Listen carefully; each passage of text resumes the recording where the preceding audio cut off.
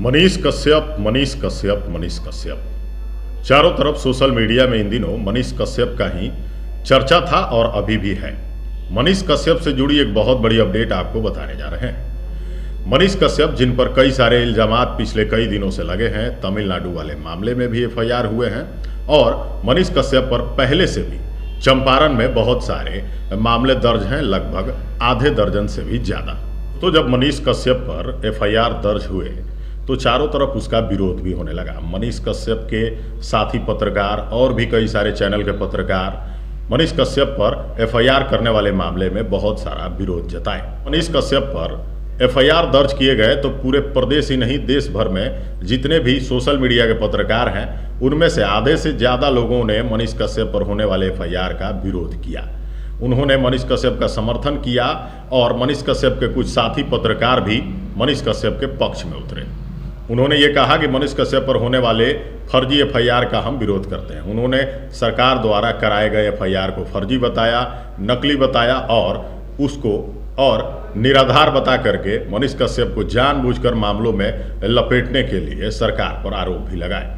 कई सारे विपक्षी नेताओं ने भी मनीष कश्यप पर होने वाले एफआईआर का विरोध किया। उन्होंने कहा कि जो चौथे स्तंभ का कार्य कर रहा है उस पर मुकदमा करके उसको चुप कराने की ये नीति काफी निंदनीय और घटिया है।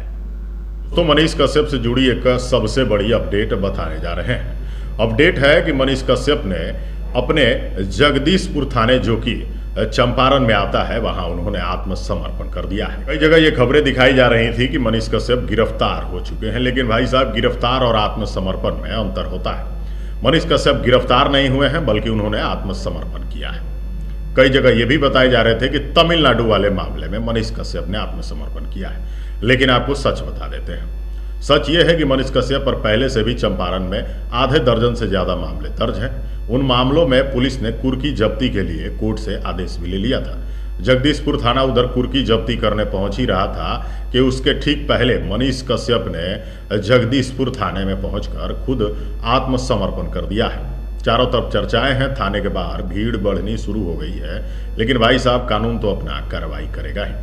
अब आगे देखना यह है कि किन किन मामलों में पुलिस ने कोर्ट से आदेश लेकर के कुर्की जब्ती करने की अनुमति ली थी और किन किन मामलों में मनीष कश्यप पर कार्रवाई होने जा रही है। पुलिस के सामने वो क्या कुछ कबूल करते हैं और कोर्ट में क्या कुछ होने जा रहा है, ये चर्चा का ही नहीं बल्कि इंतजार करके देखने का भी विषय है।